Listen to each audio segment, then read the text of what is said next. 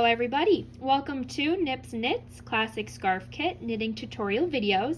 I first just want to take a very quick moment before we begin to thank you all so much for your support.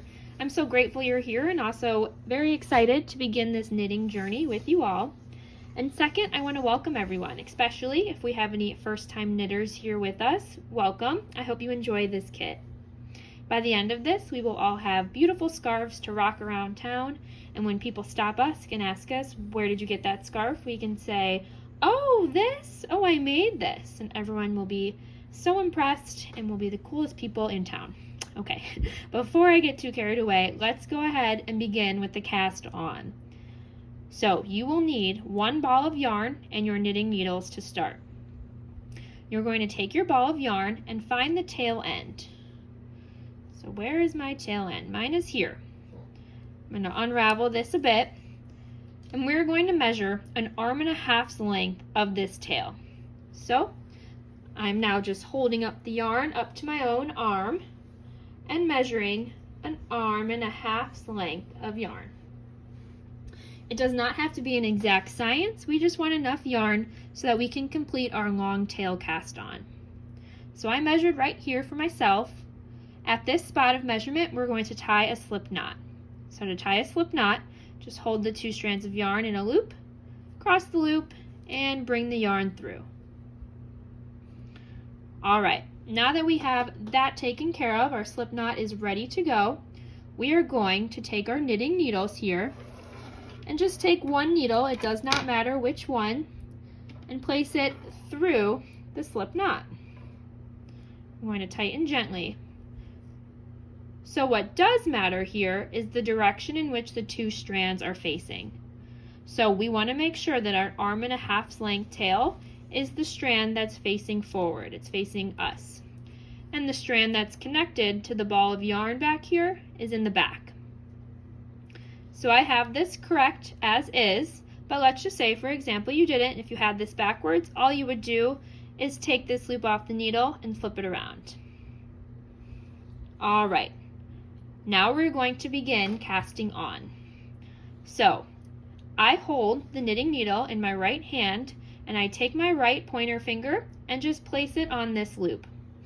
This is just to serve as a bit of control so that the loop isn't slip-sliding around our knitting needle. But actually our left hand is going to be doing the majority of the work here.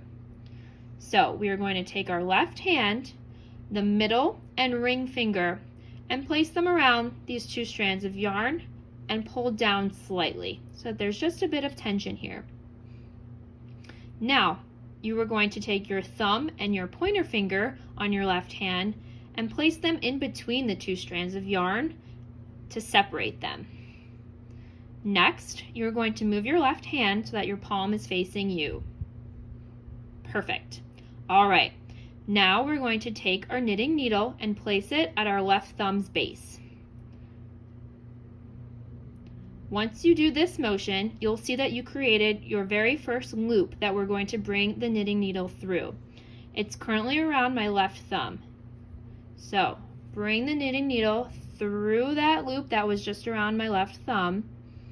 And now you're going to move your left hand so that your palm is facing back.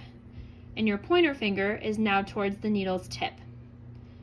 We now have our second loop created. It's currently around my left pointer finger. Bring the knitting needle through this second loop. There's a third and final loop we need to go through, and it's currently around my left thumb. So bring your thumb around town and bring the knitting needle through this third and final loop. Okay, we can now let go. And I want you to pull down on the tail of yarn to make it tighter around your needle. It does not need to be super tight, and we don't want it to be super tight. We just want it so it's not loosey-goosey around our needle. It's nice and firm. Voila, you have just completed your very first cast on. I want to take a quick pause here and say, please do not be discouraged if you did not get that on your very first watch. I know it took me a lot of practice rounds before I finally got the hang of that. So let's go through again together very slowly. Holding our knitting needle in our right hand and putting our right pointer finger on the stitches to hold them in place. Take your left hand, the middle and ring finger, and place them around the 2 strands, pulling down gently. Take your left hand's thumb and pointer finger and insert them through the 2 strands to separate them. Move your left hand so that your palm is facing you. All right, now for the loop part. Let's bring our knitting needle to the thumb's base. Right here, this created our very first loop. It's currently around our thumb. Bring that through there.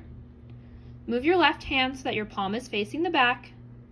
This creates the second loop around your left pointer finger. Bring the knitting needle through the second loop.